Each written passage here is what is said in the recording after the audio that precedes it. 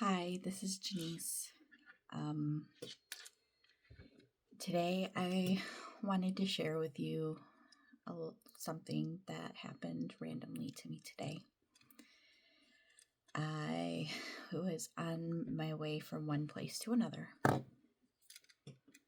and I saw a bird.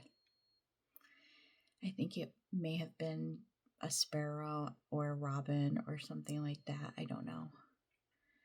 But I'm a bird person, and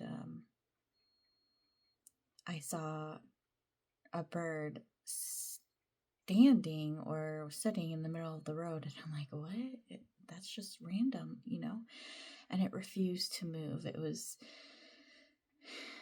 was rooted right where it was.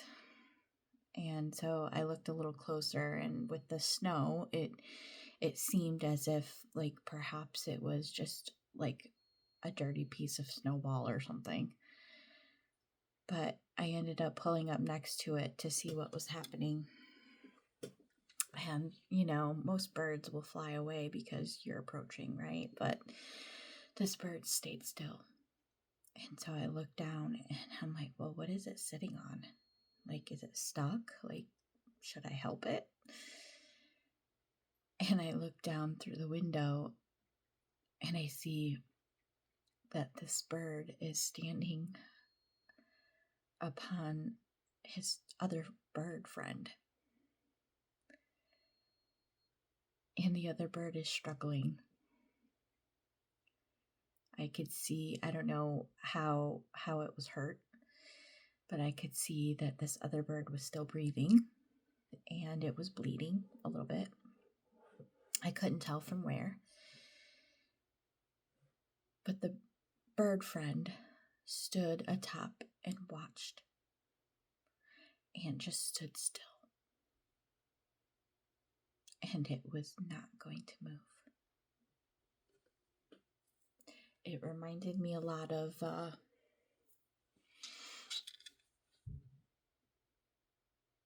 how we're supposed to be with our friends and our brothers and sisters.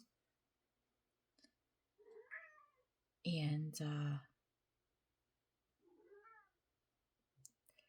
I knew that there was nothing I could do for this bird. I was already bleeding and I couldn't even tell from where. But before I could even make a decision on whether or not to get out of the car, the bird that was watching and protecting his friend took his friend and flew away. Just took his friend and flew. And I could see droplets of blood flowing behind them because the bird friend got scared that I was going to hurt the friend more.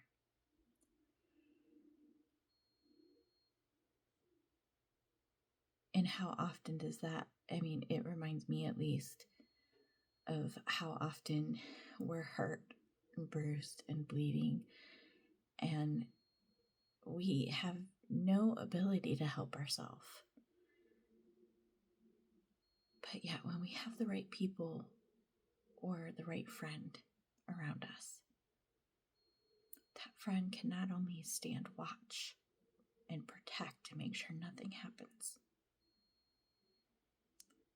but it can pick us up by the feet or the beak or whatever and fly away with us.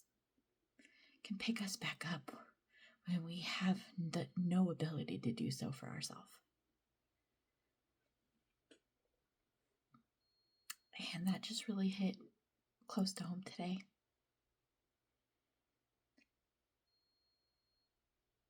God cares about the small creatures of the earth too.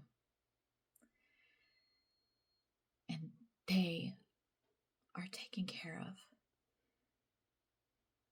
by nature, by the trees, by whatever it is they eat. Honestly, I don't know that much.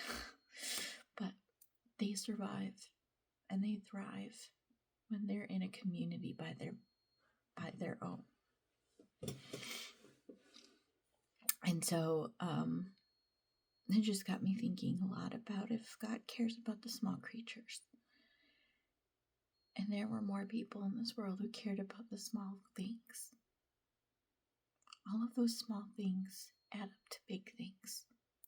Because if you're not solid in standing and fighting for your friend or your brother or your sister while they're down and while they can't do it for themselves, then you'll never stand up and protect the bigger things. And that's a scary, scary thought, friends. So I've been emotional today. But that's not the point. The point is that if we could be as solid in our friendships and who we allow to hang out with us, would your friend right now, insert blank here, whoever they are, would that friend stand in the gap for you when you're down?